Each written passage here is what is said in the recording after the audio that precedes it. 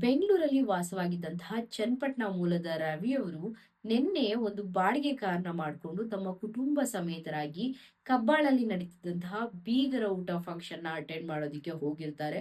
ಅಲ್ಲಿ ಫಂಕ್ಷನ್ ನ ಮುಗಿಸಿ ಅಲ್ಲಿಂದ ಅವರು ಹೊರಟಿರೋದು ಮುತ್ತದ್ದಿಗೆ.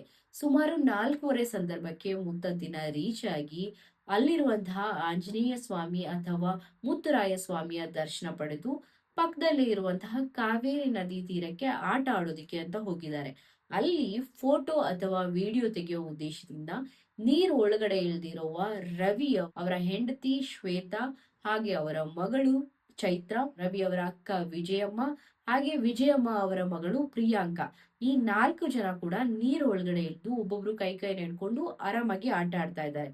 ನೀರಿನ ಪ್ರಮಾಣ ಕಡಿಮೆ ಇದೆ ಅಂತ ಭಾವಿಸಿ ಅಥವಾ ಫೋಟೋ ವಿಡಿಯೋ ತೆಗೆಯುವಂತಹ ಉದ್ದೇಶದಿಂದ ಅವರು ನೀರೊಳಗಡೆ ಹೆಚ್ಚು ಸಮಯ ಆಟ ಆಡ್ತಾ ಇದ್ದಾಗ ವಿಜಯಮ್ಮ ಅವರು ಮೊದಲು ನೀರಿನ ಸುಳಿಗೆ ಸಿಕ್ಕಿ ನೀರಲ್ಲಿ ಮುಳುಗಿ ತಮ್ಮ ಪ್ರಾಣನ ಕಳ್ಕೊಂತಾರೆ. ಅವ್ರನ್ನ ಕಾಪಾಡೋದಿಕ್ಕೆ ಅಂತ ಒಬ್ರು ಹೋಗಿ, ಅವ್ರನ್ನ ಕಾಪಾಡೋದಿಕ್ಕೆ ಅಂತ ಇನ್ನೊಬ್ರು ಹೋಗಿ ಆ 4 ಜನನು ಕೂಡ ನೀರಲ್ಲಿ ಮುಳುಗಿ ಕ್ಷಣ ಮಾತ್ರದಲ್ಲಿ ಅವರ ಪ್ರಾಣನ ಕಳ್ಕೊಂತಾರೆ.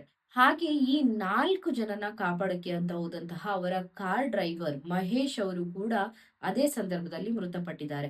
ಒಟ್ಟು ಆ ಸ್ಥಳದಲ್ಲಿ ನಿನ್ನೆ 5 ಜನರ ಪ್ರಾಣ ಹೋಗಿದೆ. ಒಂದೇ ಕುಟುಂಬದ 4 ಜನ, ಹಾಗೆ ಅವರು ಹೋಗಿದಂತಹ ಬಾಡಿಗೆ ಕಾರ್ನ ಡ್ರೈವರ್ ಮಹೇಶ್ ಅವರು ಅಲ್ಲಿ ಪ್ರಾಣ ಬಿಟ್ಟಿದ್ದಾರೆ. ನೋಡಿ, ಯಾವುದೇ ನದಿಯ ನೀರ್ ಹಾಗಿದ್ರು ಸಹ ಅದು ನೋಡೋದಿಕ್ಕೆ ಎಷ್ಟೇ ಶಾಂತ ಸ್ವರೂಪವಾಗಿ ಕಾಣಿಸಿದ್ರು ಕೂಡ ಆ ನದಿಯಲ್ಲಿರುವಂತಹ ಆಳ ಅಥವಾ ಅಲ್ಲಿರಬಹುದಾದಂತಹ ಸುಳಿಗಳು ಯಾವ ಕ್ಷಣದಲ್ಲಿ ಬೇಕಾದ್ರೂ ಒಂದು ಅಪಾಯನ ತಂದೊಡ್ಬಹುದು. ಹಾಗಾಗಿ ನಾವು ಪ್ರವಾಸಕ್ಕೆ ಅಂತ ಹೋದಂತ ಸಂದರ್ಭದಲ್ಲಿ ಸೇಫ್ಟಿನೇ ನಮ್ಮ ಫಸ್ಟ್ ಪ್ರಿಯಾರಿಟಿ ಆಗಿರ್ಬೇಕು. ಯಾಕೆಂದ್ರೆ ಒಂದು ಫೋಟೋ ಅಥವಾ ಒಂದು ವಿಡಿಯೋಗಿಂತ ನಮ್ಮ ಪ್ರಾಣ ದೊಡ್ಡದಲ್ವಾ?